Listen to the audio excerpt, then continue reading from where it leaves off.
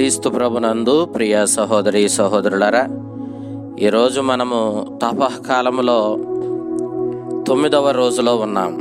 ఈ గురువారం రోజున మనము మత్తయి శుభవార్త 16వ అధ్యాయము 13వ వచనం నుంచి 19వ వచనం వరకు దేవుని వాక్యాన్ని ఆలకించాం. యేసుక్రీస్తు ఎవరు,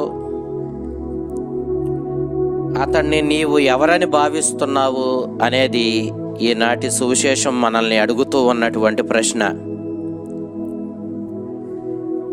ఒక్కొక్కరు వారి వారి యొక్క అవగాహనను బట్టి దేవుణ్ణి ఒక్కొక్క రీతిలో భావించుకుంటూ ఉంటారు.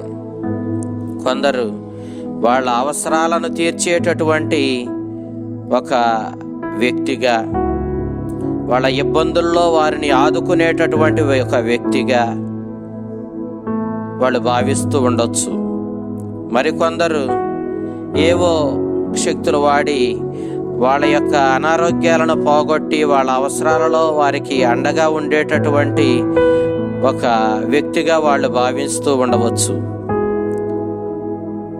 నీవు మరి యేసుక్రీస్తుని ఎవరని భావిస్తూ ఉన్నావు? నీ ఆలోచనలో యేసుక్రీస్తు ఎవరు అనేది నేటి ప్రశ్న. యేసుప్రభు ఫిలిప్పు, కైసరియా ప్రాంతాలకు వచ్చినప్పుడు తనను గురించి ప్రజలు ఏమనుకుంటున్నారని తన శిష్యులను ప్రశ్నించాడు. వారిలో కొందరు మిమ్ములను ప్రజలు ఏలియా అని భావిస్తున్నారు అని చెప్పారు. రాజుల 2వ గ్రంథం 2వ అధ్యాయం 11వ వచనం మనం చూసినప్పుడు, ఏలియా మరణించకుండా అగ్ని గుర్రాలు ఒక రథాన్ని లాగుతూ ఉండగా అది స్వర్గం నుండి వచ్చి ఏలియాను తన వెంట తీసుకుని పోయింది. ఏలియా ఆ రథాన్ని ఎక్కి స్వర్గానికి వెళ్ళిపోయాడు. అయితే మరలా ఏలియా వస్తాడని, ఆ మెస్సయ్య రాక కోసం ముందుగా వచ్చి ఆ మెస్సయ్య రాక కోసం ప్రజలను సిద్ధపరిచేటటువంటి ఒక ప్రవక్తగా వస్తాడని చెప్పి ఇశ్రాయేలీలు గట్టిగా నమ్మేవారు.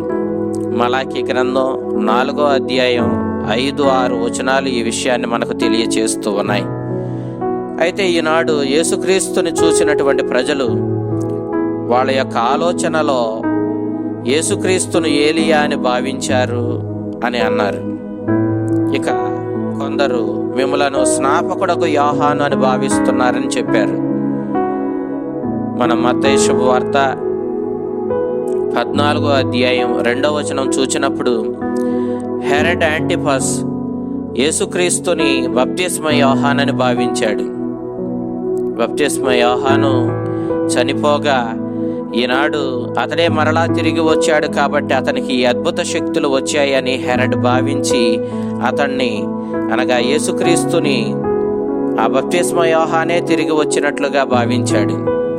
కొందరు యేసుక్రీస్తును ఇర్మియా అని భావించారు. ఈ ఇర్మియా ప్రవక్త తన జీవితంలో ఇశ్రాయేలీయులను దేవుని మార్గంలో నడిపించడానికి అనేక ఇబ్బందులను ఎదుర్కొన్నాడు. అతడు అనుభవించినటువంటి శ్రమలు, తన వారే అతన్ని తిరస్కరించిన విధానము, తన వారే ఆయనపై కుట్రలు పన్ని అతన్ని అంతమొందించడానికి చేసినటువంటి ప్రయత్నాలు, ఇవన్నీ యేసుక్రీస్తులో కనిపిస్తూ ఉండగా కొందరు ఆ ఇర్మియాయే వచ్చాడేమో అని చెప్పి భావించారు. ఈ విధంగా అనేక రీతుల్లో ప్రజలు యేసుక్రీస్తును గురించి భావించుకుంటూ మాట్లాడుకుంటూ ఉన్నారు. అయితే యేసుక్రీస్తు ఈనాడు తన శిష్యులను, మరి నన్ను గురించి మీరేమనుకొనుచున్నారు అని ప్రశ్నించాడు. ప్రజలు అనుకునేది చెప్పడం సులువే, కానీ మరి నీవేమనుకుంటున్నావు అన్న ప్రశ్న నీకు ఎదురైనప్పుడు నిజంగా నువ్వు మౌనం వహించాల్సి వస్తుంది. ఎందుకంటే నీకు నీ ఆలోచన ఎంతవరకు సమంజసమైంది, యేసుక్రీస్తునిపై నీకున్న అవగాహన, నీ భావన ఎంతవరకు సమంజసమైందో నీకు అనుమానం. కాబట్టి నువ్వు మౌనం వహిస్తావు. అంతే రీతిలో శిష్యులు కూడా మౌనం వహించారు. కానీ సీమోను పేతురు, నీవు సజీవుడవైన దేవుని కుమారుడవైన క్రీస్తువు అని సమాధానం ఇచ్చాడు. బహుశా ఇతడు శిష్యులందరి తరపున మాట్లాడాడు అని మనం భావించవచ్చు. అయితే యేసుక్రీస్తు స్పష్టంగా మనకు చెబుతున్నాడు, యోనాపుత్రుడవైన సీమోను, నీవు ధన్యుడవు. నీకు ఈ విషయాలు తెలియజేసినది పరలోకమందున నా తండ్రియే కాని రక్తమాంసములు కావు అని చెప్పాడు. అనగా యేసుక్రీస్తును గూర్చినటువంటి అవగాహన ఎవరికి పరిపూర్ణంగా రావాలి అన్నా వాళ్ళు ఖచ్చితంగా దేవుని సహాయంతోనే ఆ సరైన అవగాహనకు నడపబడతారు. ఏ ఒక్కరూ కూడా మనిషి కుమారుని పరిపూర్ణంగా తమంతట తాము తెలుసుకోలేరు. ఆ పరలోకమందున్న తండ్రియే ఆ జ్ఞానాన్నిచ్చి ఆ మనిషి కుమారుని తెలుసుకోగలిగేలా ఆ జ్ఞానంతో నింపి నడిపిస్తే తప్ప ఎవరో ఆ మనిషి కుమారుని పూర్తిగా తెలుసుకోలేరు అన్న సత్యాన్ని మత్తయి శుభవార్త 11వ అధ్యాయము 27వ వచనంలో ప్రభువే స్వయంగా తెలియచేయడాన్ని మనం చూస్తూ ఉన్నాం. కాబట్టి పేతురు పరలోక తండ్రి అనుగ్రహించిన జ్ఞానంతోనే ఆ యేసుక్రీస్తువే నిజమైన దైవ కుమారుడు, ఈ లోకాన్ని రక్షించే మెస్సయ్య అని దైవశక్తితో గ్రహించగలిగాడని మనం గ్రహిస్తూ ఉన్నాం. ప్రభు అంటూ ఉన్నాడు, నువ్వు పేతురువి, ఈ రాతి మీద నా సంఘాన్ని నిర్మిస్తాను, నరక శక్తులు దీనిని జయింపలేవు అని చెప్పి ప్రభు స్పష్టంగా తెలియచేస్తూ ఉన్నాడు. దేవుని బిడ్డలారా, మనము మత్తయి శుభవార్త 7వ అధ్యాయం 24వ వచనం మనం చూచినప్పుడు, జ్ఞానం కలిగినటువంటి వ్యక్తి ఎవడో తన జీవితం అనే ఇంటిని రాతి మీద నిర్మించుకున్నవాడే నిజమైన బుద్ధిమంతుడు అని చెప్పి ప్రభు తెలియచేస్తూ ఉన్నాడు. మత్తయి శుభవార్త 7వ అధ్యాయం 24వ వచనంలో ఈ విషయాన్ని చూస్తూ ఉన్నాం. దేవుని బిడ్డలారా, ఈనాడు పేతురు దైవ జ్ఞానం కలవాడై బుద్ధిమంతుడై యేసుక్రీస్తు ఎవరో అన్న విషయాన్ని గ్రహించి ఇదిగో ఈనాడు తన జీవితాన్ని యేసుక్రీస్తు అనేటటువంటి రాతి మీద విశ్వాసంతో నిర్మించుకున్నవాడిగా మనకి కనిపిస్తూ ఉన్నాడు. యేసుక్రీస్తు పేతురుని నీవు రాతివి, కేఫావు అన్నాడు. కేఫా అనగా రాయి అని అర్థం. ఈ రాయి మీదే నా సంఘాన్ని నిర్మిస్తాను, నరక శక్తులు దీనిని జయింపజాలవు అని చెప్పాడు.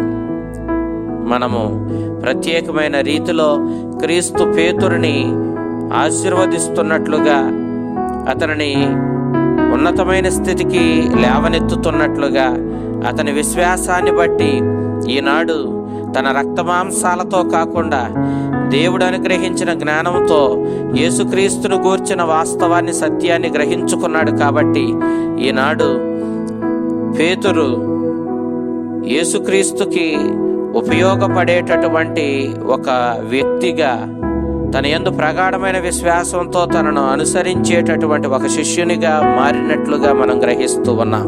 యెషయా గ్రంథం 22వ అధ్యాయం 15వ వచనం నుంచి 25వ వచనం వరకు మనం చదివినప్పుడు, నా రాజ్యపు తాళపు చెవులను నీకు ఇస్తాను అని చెప్పి ప్రభు చెప్పినటువంటి మాట యొక్క అర్థాన్ని మనం గ్రహించగలుగుతాం. బాధ్యతాయుతమైనటువంటి జీవితాన్ని జీవించేటటువంటి సేవకునికి యజమాని తన బాధ్యతలను అప్పగిస్తూ తన నివాసానికి చెందినటువంటి తాళపు చెవులను కూడా అతని చేతికి అందిస్తాడు. ఈనాడు ప్రభువు ఇదే అంశాన్ని గుర్తు చేస్తూ, నీవు నా యందు ప్రగాఢమైనటువంటి విశ్వాసం ఉంచి నీవు నన్ను అనుసరిస్తున్న విధానాన్ని బట్టి ఇదిగో నా యొక్క బాధ్యతలను నీ చేతులకు అప్పగిస్తూ ఉన్నాను. ఇదిగో నీవు నా తరపున పనిచేయువాడవు, బాధ్యతాయుతమైనటువంటి విశ్వాసపాత్రమైన సేవకుడవు. కాబట్టి నీవు భూలోకమందు దేనిని బంధిస్తావో అది పరలోకమందును బంధించబడుతుందని, భూలోకమందు నీవు దేనిని విప్పెదవో అది పరలోకమందును విప్పబడి ఉంటుందని ప్రభు స్పష్టంగా తెలియచేస్తూ ఉన్నాడు. ఈ రీతిగా ప్రభు యందు ప్రగాఢమైనటువంటి విశ్వాసముతో ప్రభువుని గ్రహించుకొని ఆయనను అనుసరించినటువంటి శిష్యులందరికీ కూడా ఈ విశేషమైనటువంటి అధికారాన్ని క్రీస్తు ఇస్తున్నట్లుగా మనము మత్తయి శుభవార్త 18వ అధ్యాయం 18వ వచనంలో మనం చూస్తూ ఉన్నాం. అనగా క్రీస్తుని విశ్వసించిన వాడు, క్రీస్తుని అనుసరించిన వాడు, క్రీస్తుని స్థానంలో విశేషమైన అధికారాన్ని కలిగి ఆయన వలె తీర్పు తీర్చగలిగినటువంటి గొప్ప స్థితికి లేవనెత్తబడతాడన్న సత్యాన్ని ఈనాడు ప్రభు తెలియచేస్తూ ఉన్నాడు. ప్రియ దేవుని బిడ్డలారా, మనము అలాంటి విశ్వాసముతో క్రీస్తుని గ్రహించుకొని ఆయన్ను అనుసరించి ఆయన యొక్క శిష్యులుగా జీవించి ఆయన బాటలో జీవించి మన జీవితాలను ధన్యం చేసుకున్న ఆ చల్లని ప్రభువు మేము దీవించునుగాక. ఆమేన్.